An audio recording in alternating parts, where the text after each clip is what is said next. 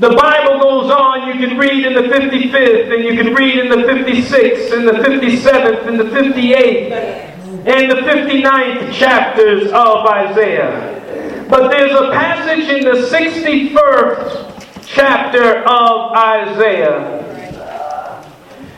And that third verse of the 61st chapter of Isaiah, the Lord is speaking again. Yes. And He says to Isaiah,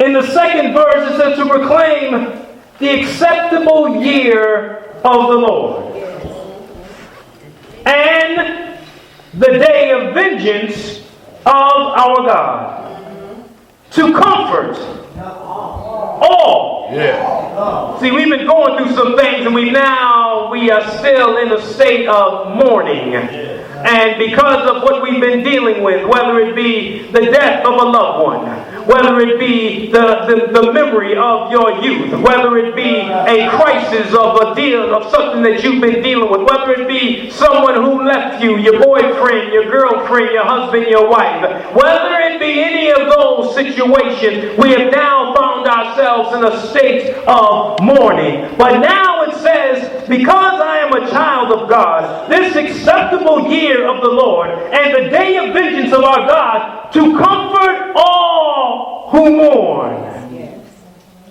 This is a verse that I want us to recognize. To appoint unto them who mourn in Zion, to give unto them beauty of ashes. You must recognize that when we sacrifices in the Old Testament were put to fire. Yes. And the sacrifices, once they were put to fire, after the fire had burnt out, there were ashes that were left. And the beauty of the ashes was that what you killed, what died on the altar, now doesn't have you anymore. Right. What died on the altar now does not control you any longer. What died on the altar now has been burnt up in the glory of God. And the beauty of the ashes is that you can see where you used to be. All right. You can see where you used to be.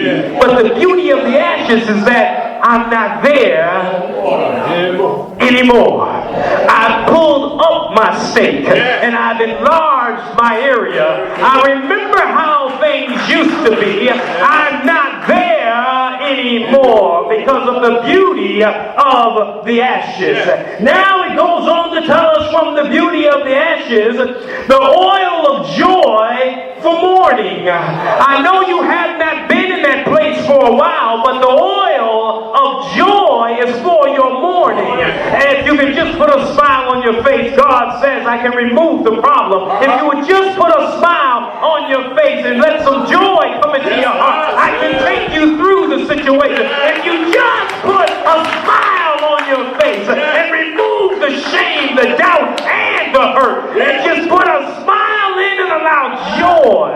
Because the Bible tells me that the joy of the Lord, it is my strength. But even when I'm feeling weak, if I can just put some joy behind it, I can get some strength out of this situation. If I can look at where I've been and realize I'm not there anymore, that should bring a smile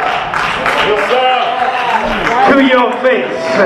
This is the part that I like, though, because when you can put joy on, you begin to take off the coat or the cloak of sadness. When you put joy on, you begin to take off that garment of discomfort. When you put joy on, you begin to take off the garment of hatred, the garment of dislike, the garment of mercy, the garment when you can put some joy on. Because now the Bible goes on to tell us that you need to have the garment of praise for the spirit of heaviness. Realizing that because of what you've been through, God knows it, and He realizes that what you've been through, that it is virtually impossible for you to forget it. But what He is saying to you is that if you put on a garment of praise, that you may not forget about it, but you won't allow it to still to control you the way that it has been in the past. Dust off the ashes, because there's beauty in those ashes. Dust them off and realize that if I put on the garment of praise, that God has a blessing in store for me. I want us, my last passage, I said in the 54th, there's a passage that we always read and we get all excited behind it. And I didn't read it for you because I want us to realize that it is the very last scripture in the 54th verse of Isaiah. 54 and 17. And we realize that the things we go through are weapons that have been put together by the devil to try and have us take back what it is we said we would do for God. We realize that there are things that the devil wants us to remember. There's things that he wants us to keep in mind. There's things that he wants us to allow it to continue to control us. And he puts these things together so that they can stay in the forefront of our mind. But the Bible tells me that no weapon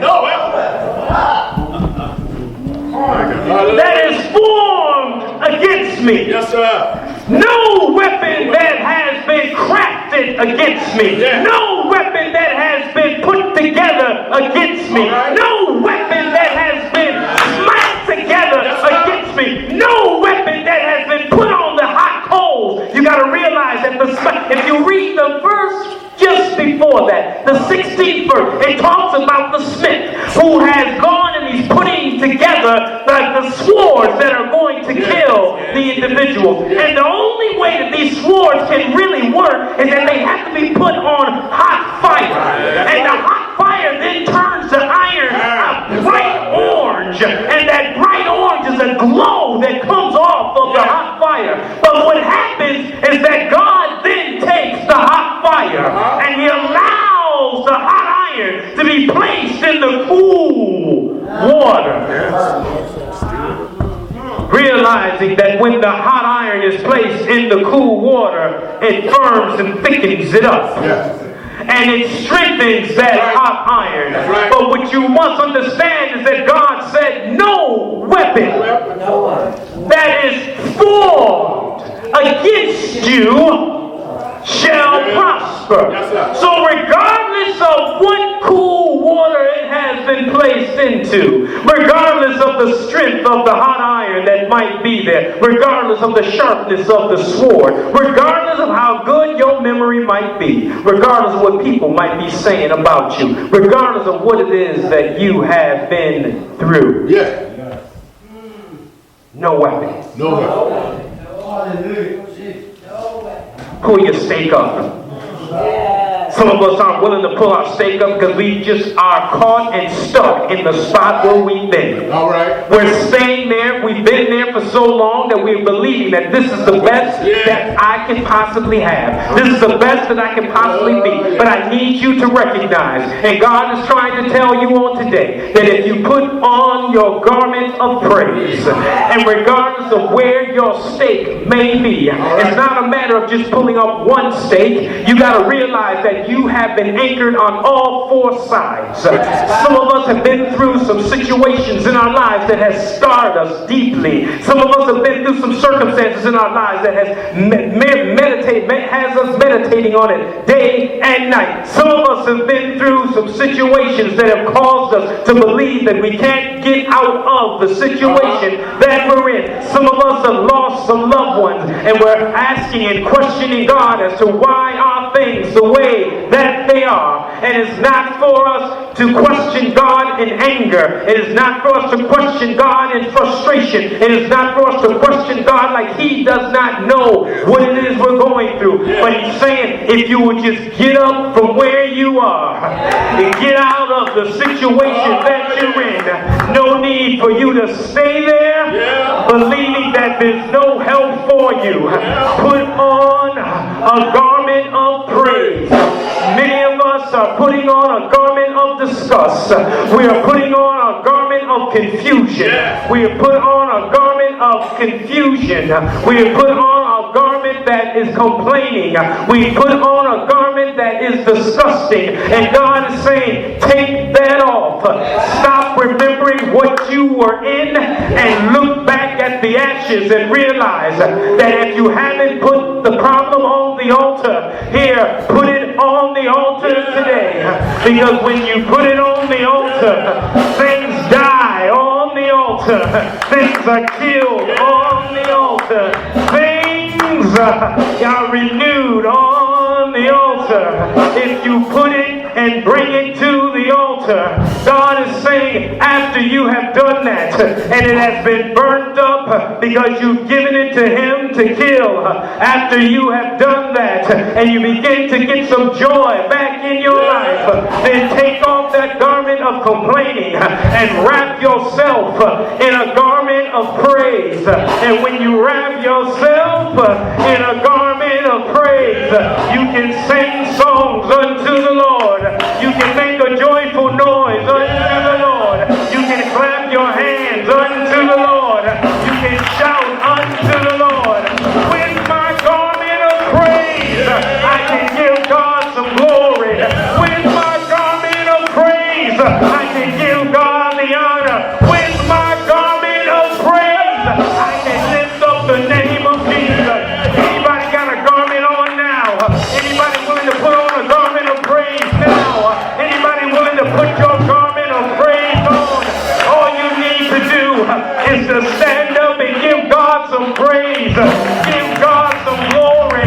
Give God the honor. Regardless of what you've been through, give God some praise.